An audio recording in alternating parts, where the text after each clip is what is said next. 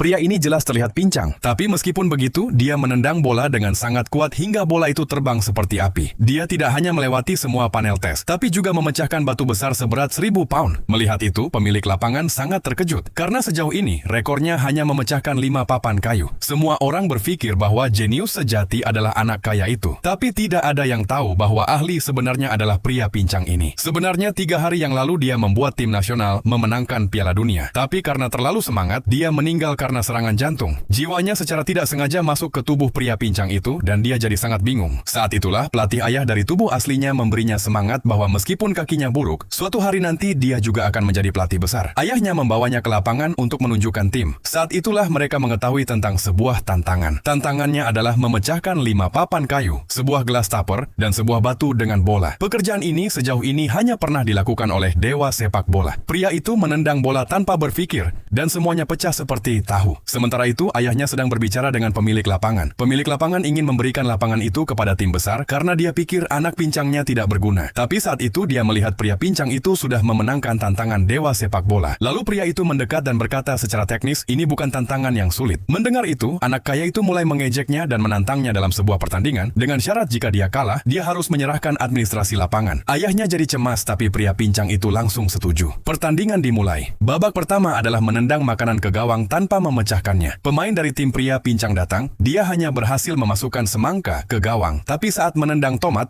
itu pecah. Di sisi lain, anak kaya dengan santai memasukkan semangka dan tomat ke gawang. Melihat hasil babak ini, tim pria pincang menjadi putus asa. Lalu babak kedua dimulai. Di depan tiang gawang ada 10.000 gelas kertas. Bola harus masuk ke gawang tanpa menyentuh satu gelas pun. Anak kaya berhasil memasukkan bola ke gawang dengan satu tendangan tanpa kesalahan. Semua terkejut. Pemain tim pria pincang kehilangan semua harapan. Untuk tidak menyerah, ayahnya turun bermain sendiri. Saat ayah akan menendang bola, tiba-tiba dia berhenti. Tidak ada jalan yang terlihat. Saat itu anaknya dengan tenang menjelaskan bagaimana mengontrol sudut tendangan bola. Anak kaya itu menertawakannya, tapi ayah mengikuti saran anaknya. Dia menendang bola sesuai instruksi, dan dengan ajaib bola masuk ke gawang tanpa menyentuh satu gelas pun. Semua terkejut. Dengan marah, anak kaya meminta satu babak lagi. Kali ini syaratnya adalah menendang sambil naik tiang kayu. Sedikit kesalahan bisa menyebabkan cedera atau kematian. Ayah dan anak masuk ke lapangan, tapi saat permainan dimulai, anak kaya menendang dengan sangat keras dan ayah terluka. Semua menyarankan agar dia berhenti bermain, tapi ayah menolak. Melihat itu, anaknya marah. Dia mengenakan jersey dan masuk ke lapangan. Anak kaya meremehkannya dan menendang dengan keras lagi. Semua mengira pria pincang itu akan kalah, tapi dia menendang bola dengan tendangan yang luar biasa sehingga bola dan anak kaya itu masuk ke dalam gawang bersamaan. Semua pun terkejut.